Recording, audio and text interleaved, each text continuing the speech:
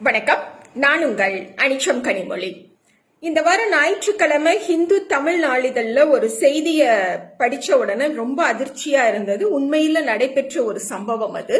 ஒரு 7 வயது பெண் பிள்ளைக்கு தலையில பேன் நிறைய இருக்குதுன்னு அதை ஒழிக்கணும் அப்படிங்கறக்காக மெடிக்கேர் அப்படிங்கிற ஷாம்புவை அந்த பெண் பிள்ளையோட தலையில அவங்க அம்மா தடவிட்டு அது ஒரு 20 நிமிடம் தலையில அப்படியே இருக்கணுங்கிறனால அவங்க ஃபேஸ்புக்ல சோசியல் மீடியாவை பார்க்கவும் அந்த 7 வயசு பொண்ணு டிவி பார்க்கவும் உட்கார்ந்துட்டாங்க.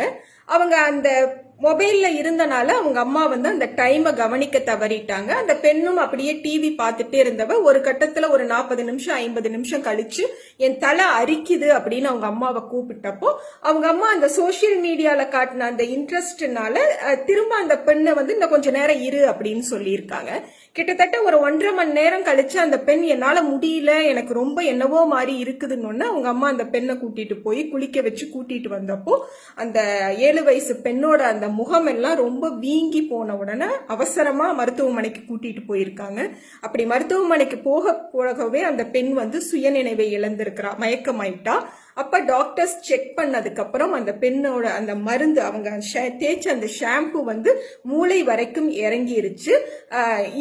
அதனால கோமாக்கு போயிட்டான்னு சொல்லி இப்ப அந்த பெண் உயிரோடவும் இல்லை, இறந்து போயிருச்சு அந்த 7 வயசு பெண் அப்படிங்கிற ஒரு அதிர்ச்சியான செய்தியை படிக்க நேர்ந்தது. அப்புறம் அந்த ஷாம்பு பாட்டில்ல தெளிவா எழுதி இருக்கு 20 to 30 நிமிடங்களுக்குள்ள கண்டிப்பா அந்த தலை கழுவப்பட்டணும், குளிச்சிடணும் அப்படின்னு தெளிவா அந்த ஷாம்பு பாட்டில்ல எழுதி இருக்கு அப்படிங்கிற ஒரு செய்தியும் அதுல சொல்லி இருக்காங்க. சோ அந்த உயிரை கொல்ல பேன் மாதிரியான உயிரை கொல்லுவதற்கு இருக்கக்கூடிய அந்த ஆற்றலோடு இருக்கக்கூடிய ஷாம்புவை முடிஞ்ச வரைக்கும் யூஸ் பண்ண வேண்டாம். அதுக்கு வேற ஏதாவது நேச்சுரல் ரிசோர்சஸ்ல என்ன ரெமெடி இருக்குன்னு பார்க்கலாம்.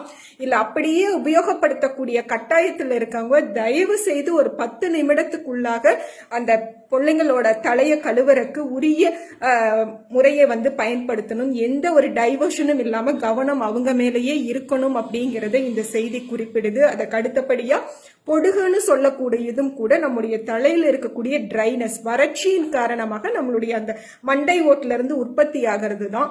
பேனுக்கு ஈக்குவலான அந்த கெமிக்கல்ஸ் தான் அந்த பொடுக ஒழிப்போம்னு சொல்லக்கூடிய ஷாம்பூஸ்லயும் ஆட் பண்ணுவாங்க. ஸோ நிறைய எண்ணெய் தேய்ச்சி குளிக்கிறதே அதுக்கு ஒரு பெஸ்ட் ரெமெடியா இருக்கும். ஸோ முடிஞ்ச வரைக்கும் ஷாம்பு மாதிரியான பொருட்களை தவிர்ப்போம். அதுதான் புற்றுநோய்க்கான மூல காரணம் அப்படின்னு நிறைய நம்ம இப்ப பேசிட்டு இருக்கும் பொழுது இது மாதிரியான செய்திகளை கவனத்துல கொண்டு விழிப்போடு செயல்படுவோம். நன்றி.